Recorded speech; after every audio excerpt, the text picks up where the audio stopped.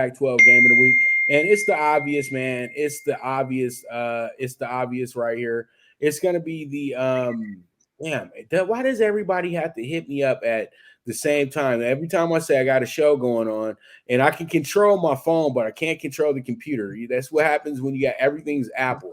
But I know. And then Jeff, I know you had gave me that look too because I didn't really want to do Michigan and Nebraska, but that was the best game I saw on the board this week. And you know what? The reason why I didn't bring up the Michigan State game was because Michigan State's an absolute wreck, and it looks good on paper, but that team's a wreck. So there's no reason to talking about a one-sided game. Everything's going one-sided with Michigan State right now. So but that's probably the second best matchup because of the tradition of Iowa, Michigan State. But Pac-12 game of the week, we know that this is literally the national game of the week. It's the hotbed game of the week. You got the Heisman Trophy winner who's trying to repeat as the Heisman Trophy winner. Then you got prime and prime times boys and all that glitz and glamour and gold. So you have yourself a very, very TV friendly game in a sense, but is it gonna be a game? That's the biggest question. What are your thoughts, and who do you have winning this game? I got bit pretty hard last week. I had the Oregon team total over 45 and a half against this Colorado team. And we had 35 points at half, 42 on the first drive in the third quarter. I'm standing in line to cash my ticket, and I'm still standing in line as they took their foot off the gas. And now Prime's got a week to sit on the fact that they got manhandled by an Oregon team, and in comes USC. I think USC's team total this week is 48 and a half. Khalib comes in, and of course, Mr. Sanders on the other side wants to prove his worth. We know Dion is smart, okay? You're not going to beat USC. First one to 45 wins this game. I would have to try to put something together almost in a keep away. Let's keep our offense on the field because we know USC's weak point is their defense this year. It's been for a while, but all systems point to, a fun game to watch. Get your popcorn. 21 and a hook. It will be the first week I can say I will back Colorado. I think the hook comes into play. This is probably one of your 45-25 games, Pops, and I think the hook comes into play here. How's that? Well, you know what? I think you're on to something here. And you know what? Last week I got caught up in the Colorado mess as well too, because you know what? I'll keep it real with you.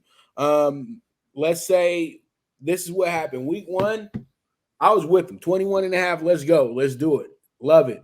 Knew that they were going to be able to cover that game because the momentum coming into the game and all that good stuff. The next week, you know what?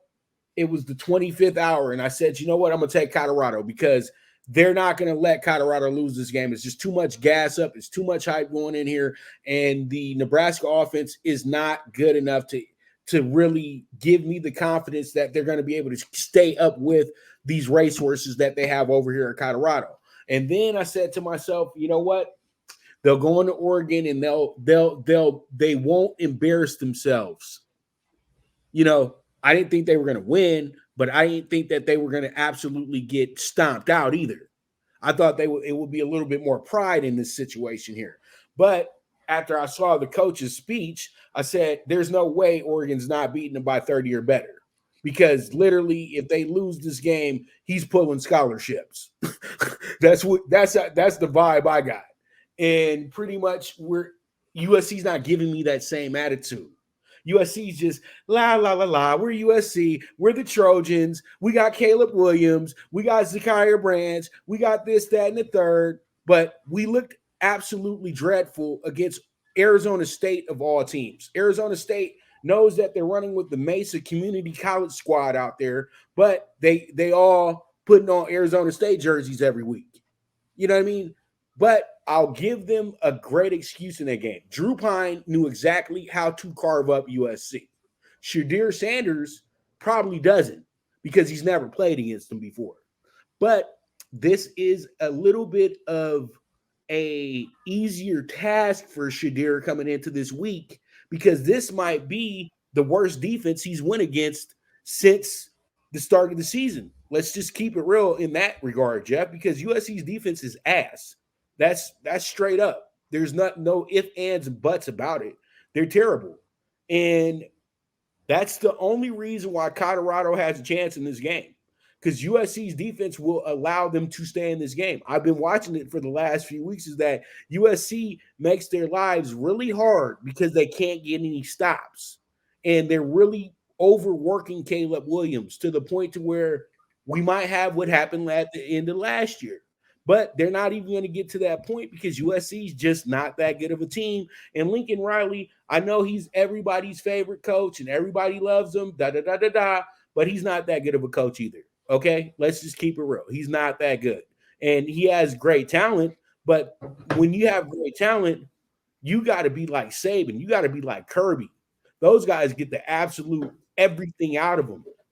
He's getting everything out of whoever he wants, whoever wants to go to the NFL. Everybody else is just there. But Colorado, I'm going to give you guys the benefit of the doubt. You're at home. It's a big game. And of course, your favorite announcing team will be calling the game, Gus Johnson and Joe Klatt. So you're not going to embarrass yourself in front of those two. And if you ever think of upsets, if those two are in the booth, there's a strong possibility this can happen. So I'm just kind of going with the politics of the game, and it's an auto cover for me for Colorado on this one. No, I agree. And again, I wanted to use it. It was a perfect spot for them against Oregon. We were looking for the letdown spot. 20.5-point underdogs opening week at TCU. They went outright. Come back home against Nebraska, the home opener. Again, back in the day, this was one of the biggest rivalries in college football. They take care of business in the second half there. Then, of course, the double overtime against Colorado State. I mean, that was – the Oregon was set perfectly for them to get smashed, almost like take the week off and then we're going back to prime time, no pun intended, for USC. So even with a loss here, Pops, they're 3-2. We're talking about a one-win team last year. If Dion gets his team to a bowl game, obviously he's had an amazing season. He's got bigger things on his mind than that. My point is, let's keep this game close. Let's show our quarterback's as good as the USC's quarterback, which, again, we know is not correct, at least at this point. But let's be competitive here. Let's not be looking at 35-0 at halftime. And let's keep the fans in the stand, and let's have a fun game here, Pops. Right. And the way the game is shaping up and the way that SC's defense is playing, this game will be tied at half. I promise you that. I would say if you want to be really, really cute, play the first half Colorado money line. And we know that Colorado money line is going to be the most popular play in all of bets going in college football on Saturday because it's another 7-1 beauty. You know what I mean? They're setting them up pretty good, man. It's like it's just, I know it's a media overhype. It's a sensation that they got to have, but they're giving great numbers on Colorado as well too. And Colorado is a much better team than a 7-1, in my opinion. They haven't arrived, but they've shown that they're not just a bunch of, it's just not a hype job. It's more to that than just Dion roaming up and down the sidelines, being cool with his sunglasses on. These guys are trying. They're working. And you know one thing before we move on, let's give the other coaches their props too. These guys, there's 4 different head coaches that are on the sideline for this team that were head coaches last year. Nobody mentions that. Dion, you're great, bro, but these guys were at schools that were way bigger than Jackson State as well too, and they came and worked with Dion. He took the coach from Kent State. Kent State was one of the best teams in the MAC. So nobody mentions any of this, dude, and that's what's starting to really become a problem in my opinion. But Dion will be the first to mention his crew. You know what I mean? It's just that the media is you'll hear about everybody else's assistant coaches who do a great job, but it's just all Dion. And that's why it's such a slippery slope with the situation. It makes everything very difficult moving forward. It's a lot of pressure, man. It's a lot of pressure, but he's playing up to it like Dion always does.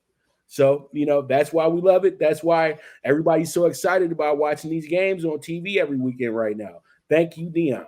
All right. So let's get to the final one before we get to the commercial break. And that's the best conference in America, the SEC game of the week. We got LSU number 13, 3-1 going against Ole Miss 3-1. And I feel like